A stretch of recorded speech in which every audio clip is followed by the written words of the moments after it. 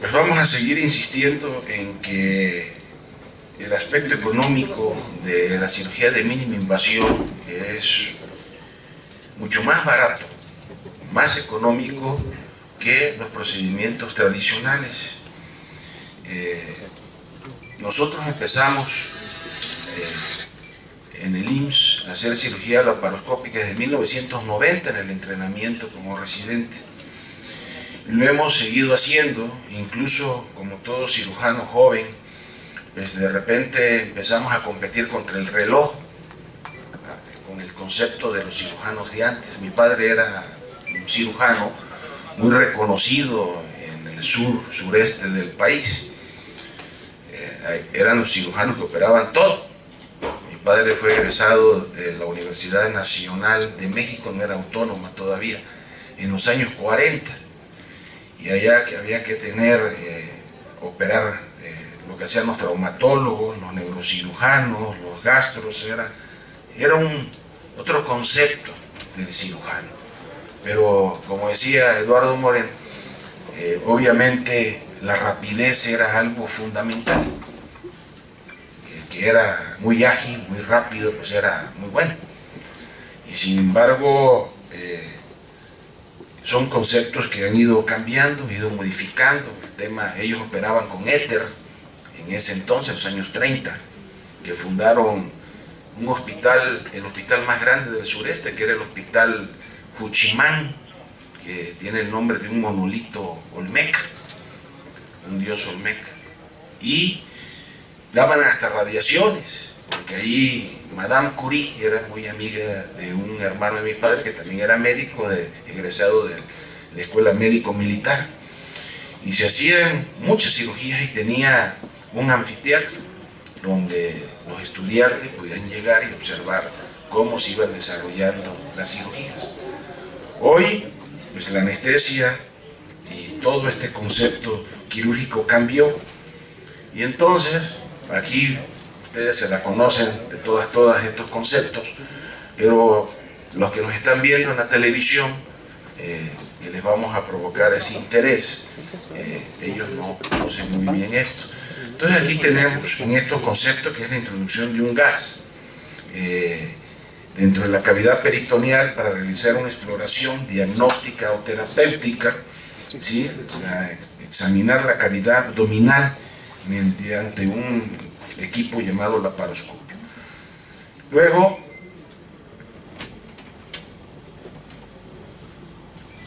ahí tenemos las ventajas de la cirugía, ¿sí? Minimiza el trauma quirúrgico, menor pérdida sanguínea y menor edema tisular y visceral. Así que tenemos la historia, ¿sí? En donde desde el 1806 entró la visualización del abdomen a través de un instrumento iluminado por una vela. En 1901 se describe el neumoperitoneo y la colocación de trócaras a través de los cuales se podía introducir un citoscopio. Y ahí nos vamos, 1930, con Heinz, que populariza en Europa la laparoscopía moderna. Y esta es todo el antecedente histórico de lo que sería la cirugía endoscópica. Desde su introducción, la cirugía mínimamente invasiva, en 1987, se ha observado el gran impacto que revolucionó la práctica quirúrgica. El cambio radical fue el menor daño tisular con la consecuente disminución de la respuesta metabólica al trauma. La recuperación de los enfermos es más rápida y con menos molestias, eso no hay duda. Y aquí tenemos, bueno, había aquí la pintura, a ver, ya se nos... Aquí está, miren esa pintura. Yo creo que muchos de los que estamos aquí tenemos ese cuadro, obviamente, una copia del cuadro de Rembrandt, que se llama Clases de Anatomía, del gran pintor de los Países Bajos, holandés, el maestro Rembrandt, cuando esto, pues si la iglesia lo descubría, lo hubieran quemado con leña verde. No se podía. De hecho, acabo de terminar un libro de Norman Córdoba que se llama El Médico. Si no lo han leído, vale la pena. Cómo no conocían el cuerpo humano y cómo fueron haciendo todas las autopsias. Pero esta es una obra de las mejores del maestro Rembrandt. Entonces, ¿existe respuesta mínima al trauma quirúrgico? Sí, sin duda alguna. Los marcadores de inflamación y cicatrización están disminuidos, la recuperación del paciente es pronta. Un paciente, cuando operábamos una vesícula, el paciente se iba a los 3 días por lo menos, ya que comía, que caminaba, que no tenía molestia.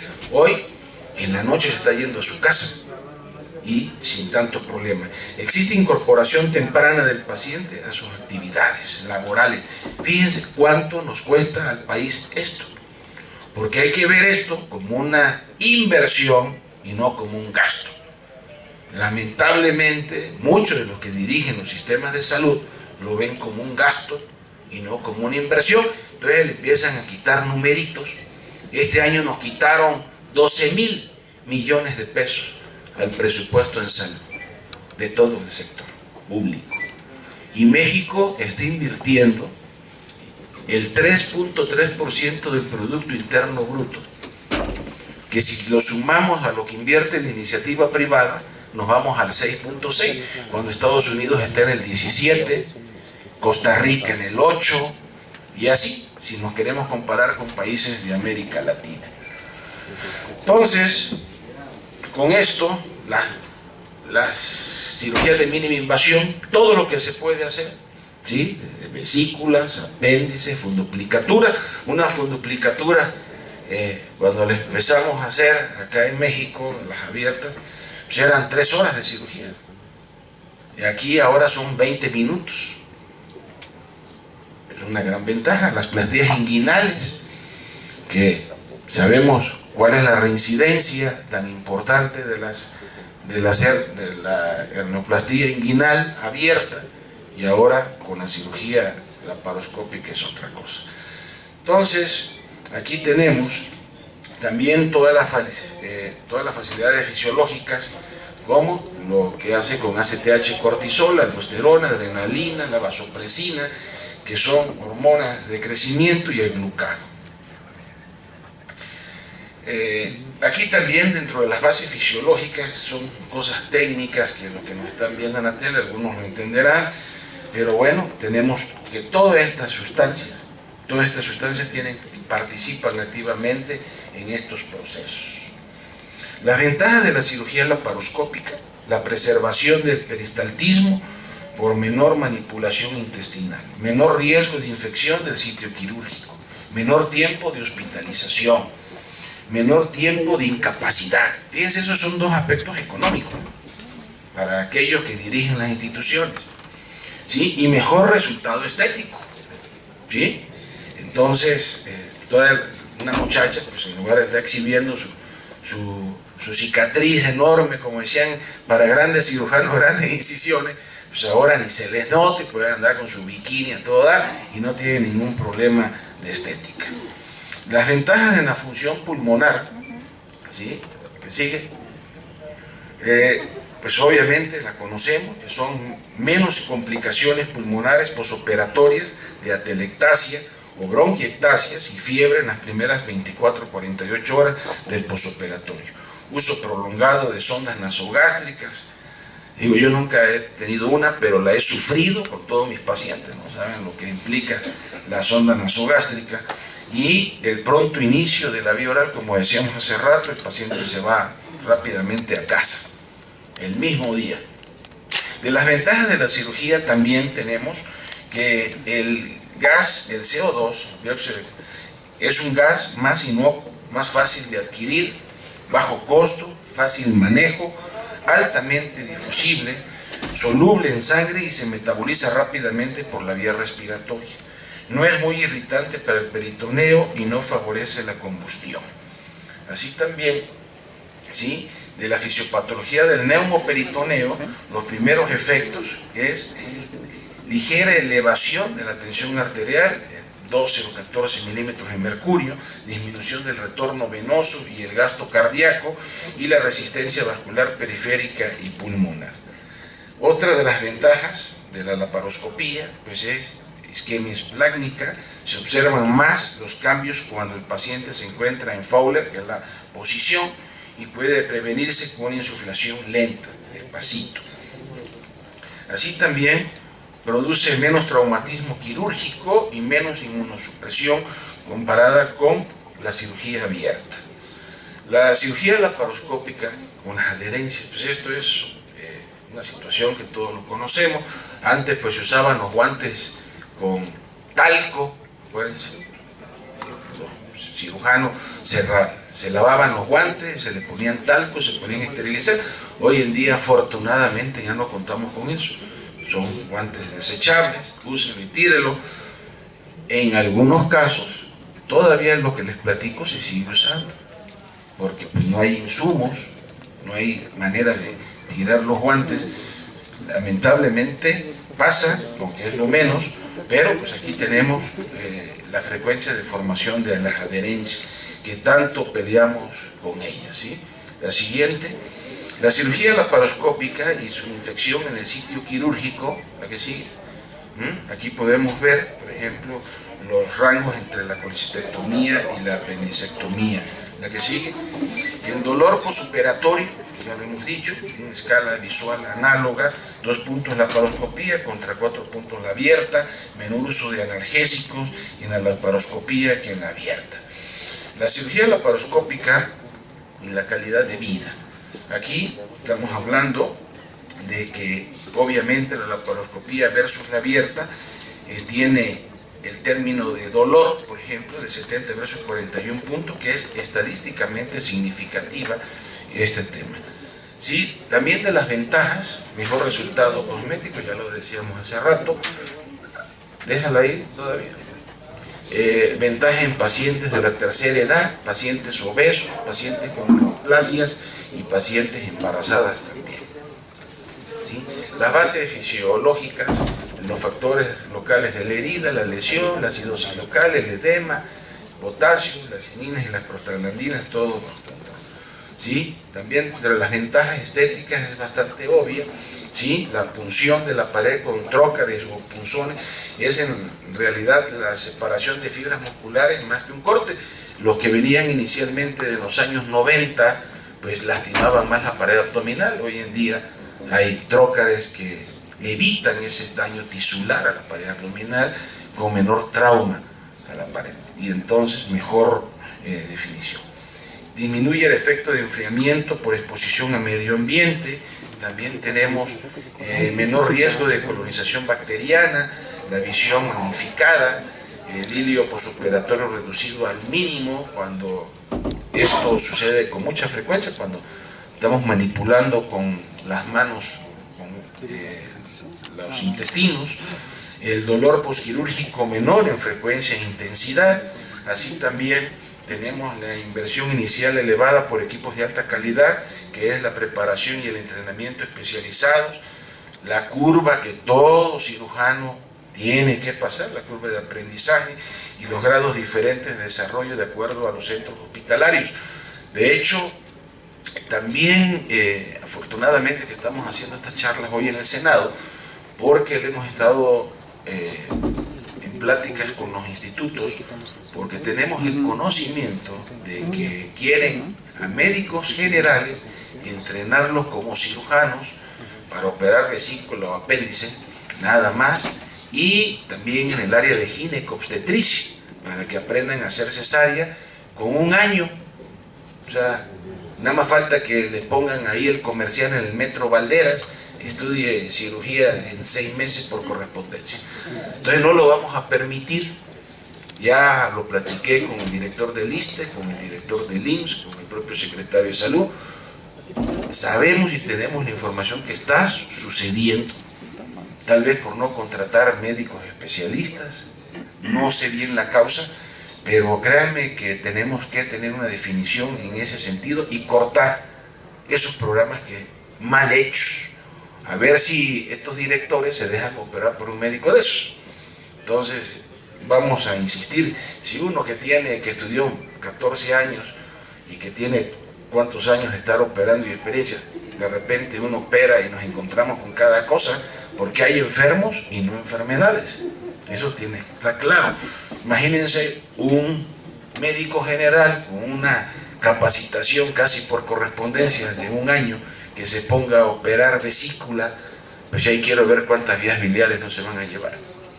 Y eso se trata de este foro y de los centros de capacitación y entrenamiento que se van a desarrollar en México para evitar ese tipo de cosas, obviamente con médicos que tengan una residencia, si no vamos a volver a los barberos del siglo XVIII.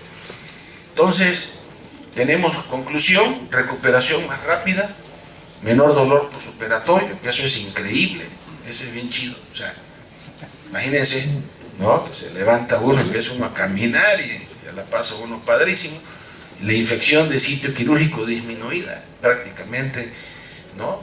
Las adherencias de riesgo de oclusión intestinal minimizados, y más cuando pasa esto de los cirujanos que no tienen el adiestramiento o el conocimiento adecuado y pues maltrata los intestinos, el epiplón, y ya saben, al rato el paciente con oclusión intestinal por la adherencia terrible, y con este tipo de cosas se evita, ¿no? Y los grados diferentes de desarrollo, de acuerdo, decía yo, a los centros hospitalarios, que tenemos que insistir en que se estén desarrollando y dando este tipo de cirugías, y la incorporación a la vida cotidiana pues más temprano, que eso implica que los pacientes que estamos operando de esta manera se reintegren rápidamente a los centros de trabajo. Por ejemplo, en el Seguro Social, cuando operábamos las vesículas, pues era ya una norma darles 30 días de incapacidad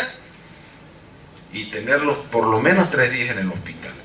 Hoy no necesita más que, si bien le va y es simpático el enfermo, a lo mejor le damos 1 semana, pero yo creo que ni eso, con 3 días de incapacidad y el paciente está en su medio laboral. Así de sencillo. Fíjense cuánto nos estamos ahorrando de dinero en el país. Perdón que insista con lo económico, pero aquí ese es el concepto, ¿no? El gasto y no la inversión que se tiene que hacer en salud. Por su atención, muchísimas gracias.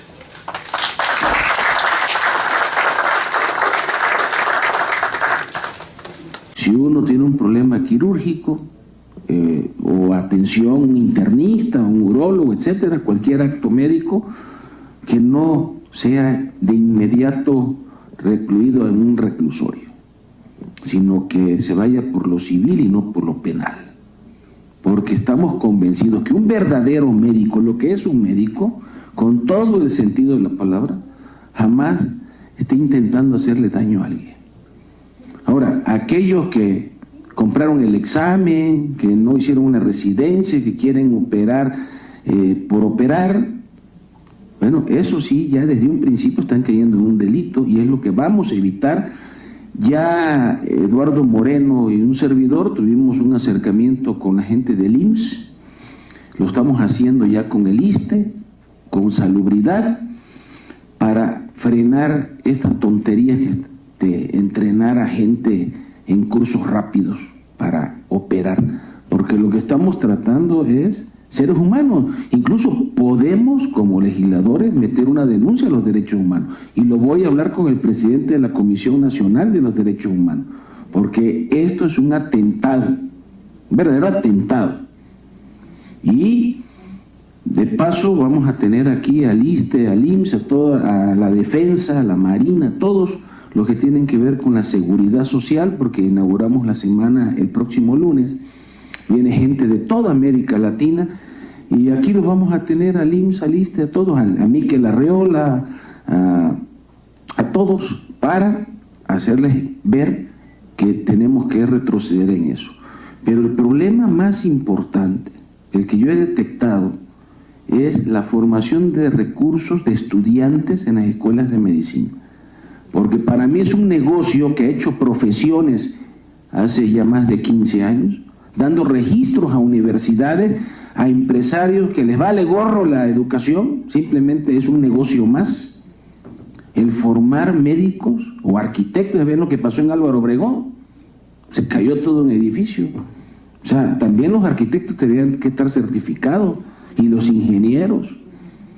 Pero la formación, miren, de 106 escuelas de medicina aproximadamente, hay un día que hay más, otros días que no, el 80%, se los digo, no están sirviendo, no sirven, están estafando a los estudiantes, porque se ve como un negocio y ya no hay el compromiso de educar. Y hablando de medicina, como hablaríamos de arquitectura, pues ambas son importantes. Pero en medicina ese es el principal problema. Salen con un título, se meten a la residencia, los que logran pasar y los que no, allí andan en las comunidades haciendo de todo. Pero ni a curandero llegan, así te los pongo. Entonces tenemos que tomar cartas en el asunto desde profesiones para evitar esto. Y ahí viene toda una secuencia que tenemos que evitar. Y yo espero que el Congreso apruebe esta iniciativa que presentamos en febrero, en donde estamos despenalizando el acto médico. Obviamente tiene que pagarla, pero tiene que verse desde el otro punto de vista, no por el lado civil, no por lo penal. Y bueno, Lalo, será mi comentario. Muchísimas gracias, senador. Y yo creo que con ese comentario nos vamos a quedar. Agradecemos a todos, senador, por darnos la oportunidad de estar aquí, a todos mis amigos de Selles que nos apoyaron con esto, al doctor Ocampo y a todos ustedes por estar aquí y apoyar esta iniciativa. Ojalá podamos sumar esfuerzos y hacer algo hacia adelante. Gracias a todos.